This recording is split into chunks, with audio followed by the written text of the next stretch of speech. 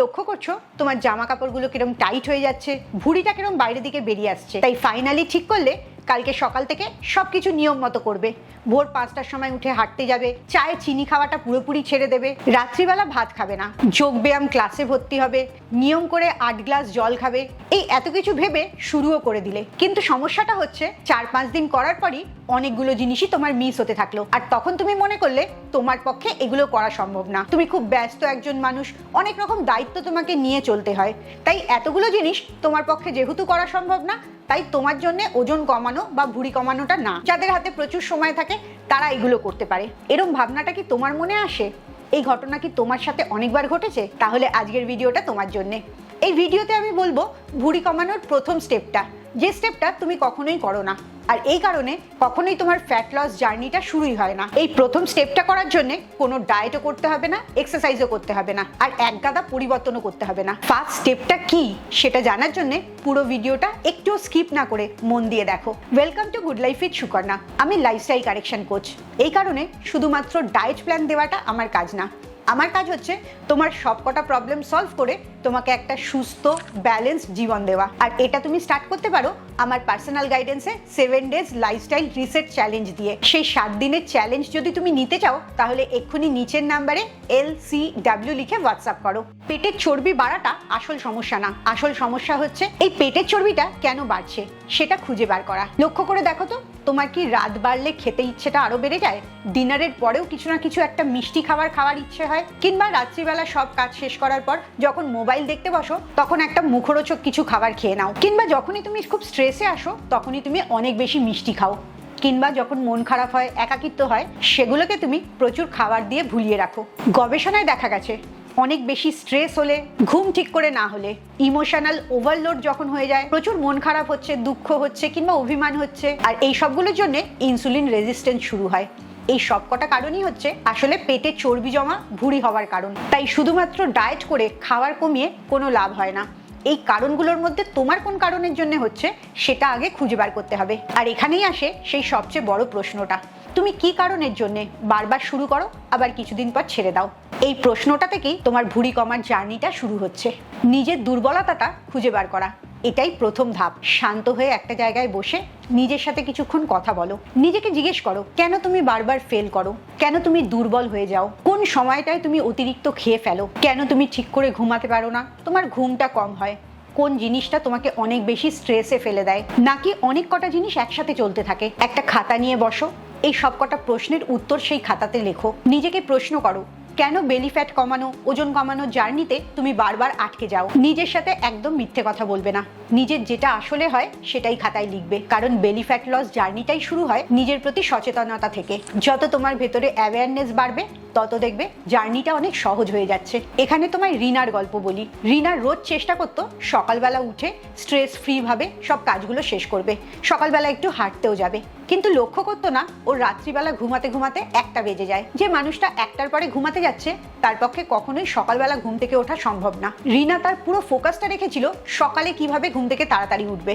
আসলে রিনাকে ফোকাস করতে হতো রাত্রে কিভাবে তাড়াতাড়ি ঘুমাবে, কেন এতটা ঘুমাতে দেরি হয়ে যাচ্ছে, কোথায় সমস্যা হচ্ছে, সেটাকে কিভাবে ম্যানেজ করবে। রিনা যখন আমার 7 ডেজ চ্যালেঞ্জ জয়েন করে এই পুরো ব্যাপারগুলো নিজে উপলব্ধি করতে পারে এবং ধীরে ধীরে রাত্রি 1টার জায়গায় 11টার সময় ঘুমাতে শুরু করে। অটোমেটিক্যালি সকালবেলা ঘুম থেকে ওঠাটা অনেক সহজ হয়ে যায়। তাই তুমিও লক্ষ্য করো তোমার সমস্যার আসল কারণটা কি, কেন তুমি বারবার ফেল করো।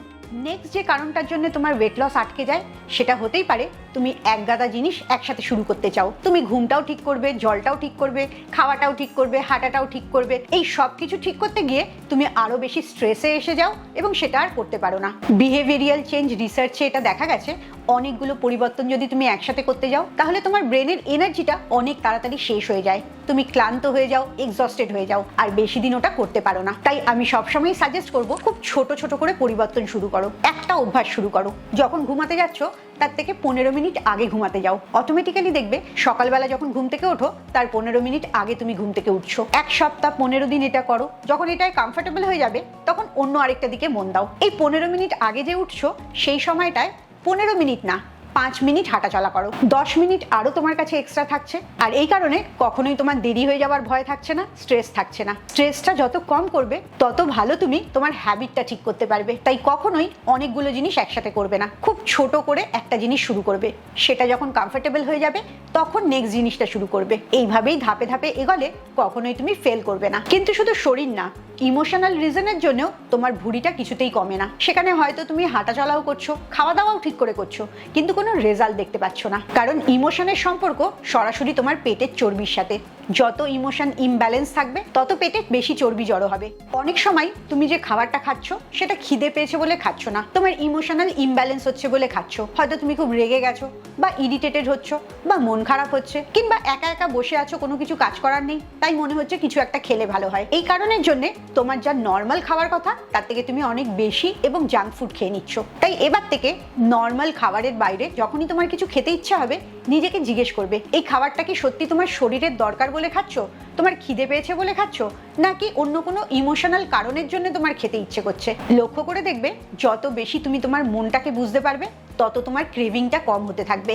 আরেকটা জিনিস চেষ্টা করবে, যখনই ইমোশনাল ইটিং করতে ইচ্ছে করবে তখন 1 গ্লাস হার্বাল টি বা গ্রিন টি, ক্যামোমাইল টি, কোনো একটা গরম চা নিয়ে বসবে। বেশ গরম করবে জলটা এবং অল্প অল্প করে সিপ দিয়ে দিয়ে খেতে থাকবে।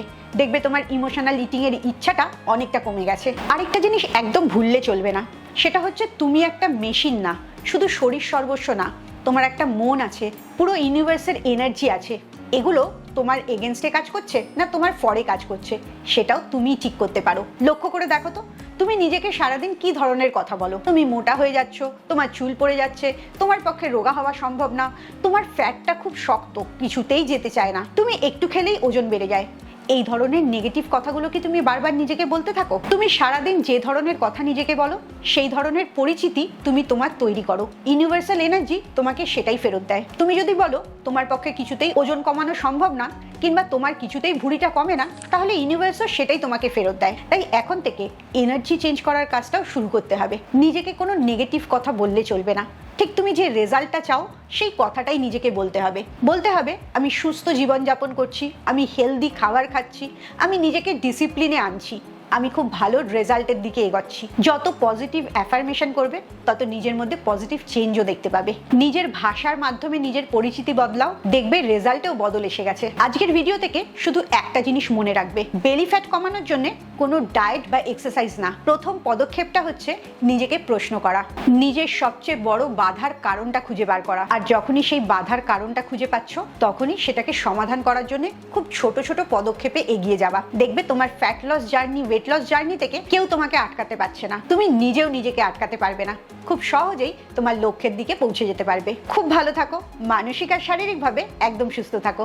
আবার পরের ভিডিওতে তোমাদের সাথে দেখা হবে।